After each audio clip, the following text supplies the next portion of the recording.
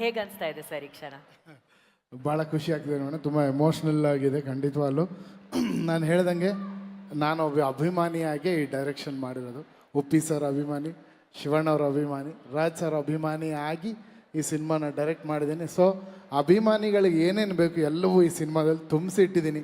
ಅವ್ರು ಖುಷಿಯಾಗಿ ಫಿಲ್ಮ್ ನೋಡಲಿ. ಈ ಟ್ರೇಲರಲ್ಲೇ ಆಲ್ಮೋಸ್ಟ್ ಅವ್ರಿಗೆ ಗೊತ್ತಾಗಿರುತ್ತೆ ಯಾವ ಥರ ವಿಷಯ ಇರುತ್ತೆ ಅಂತ. ಅವರೆಲ್ಲ ಸಿನಿಮಾ ನೋಡಿ ಆಶೀರ್ವಾದ ಮಾಡೋರ್ಗೂ December 25th I will be waiting for there report madam. ನಮಸ್ಕಾರ.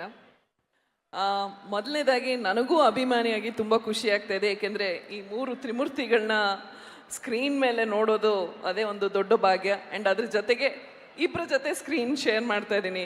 ಸೊ ಅದು ತುಂಬ ಖುಷಿ. ಆಮೇಲೆ ಅರ್ಜುನ್ ಜನ್ಯ ಅವರ ದೊಡ್ಡ ಫ್ಯಾನ್ ನಾನು. ಅವ್ರ ಹಾಡುಗಳಿಗೆ ಫೋನ್ ಮಾಡಿ ಕೇಳ್ತಾ ಇರ್ತೀನಿ, ಯಾಕೆ ನೀವು ನಾನು ಹೀರೋಯಿನ್ ಆಗಿ ಮಾಡ್ತಾ ಇದ್ದಾಗ ನೀವು ಈ ಥರ ಸಾಂಗ್ಸ್ ನನಗೆ ಕೊಡಲಿಲ್ಲ ಅಂತ. ಸೊ ಇವಾಗ ನೆಕ್ಸ್ಟ್ ಕಾಲ್ ಮಾಡಿ ಜಗಳ ಮಾಡ್ತೀನಿ, ನಾನು ರೋಲ್ ಯಾಕೆ ದೊಡ್ಡ ರೋಲ್ ಕೊಡಲಿಲ್ಲ ಅಂತ. ಆಮೇಲೆ ರಮೇಶ್ ರೆಡ್ಡಿ ಅವ್ರಿಗೂ ಅಭಿನಂದನೆಗಳು, ಇಂಥ ಒಂದು ಅದ್ಭುತವಾದ ಸಿನಿಮಾನ ಪ್ರೊಡ್ಯೂಸ್ ಮಾಡಿದ್ದಕ್ಕೆ. ಸೊ ನಿಮ್ಮಷ್ಟೇ ನಾನು ಎಕ್ಸೈಟೆಡ್ ಆಗಿದ್ದೀನಿ. 25ನೇ ತಾರೀಕು ಸಿನಿಮಾ ರಿಲೀಸ್ ಆಗ್ತಾಯಿದೆ. ನಿಮ್ಮೆಲ್ಲರ ಆಶೀರ್ವಾದ ಮತ್ತು ಸಪೋರ್ಟ್ ನಮ್ಮ ಮೇಲೆ ಇರಲಿ. Thank you.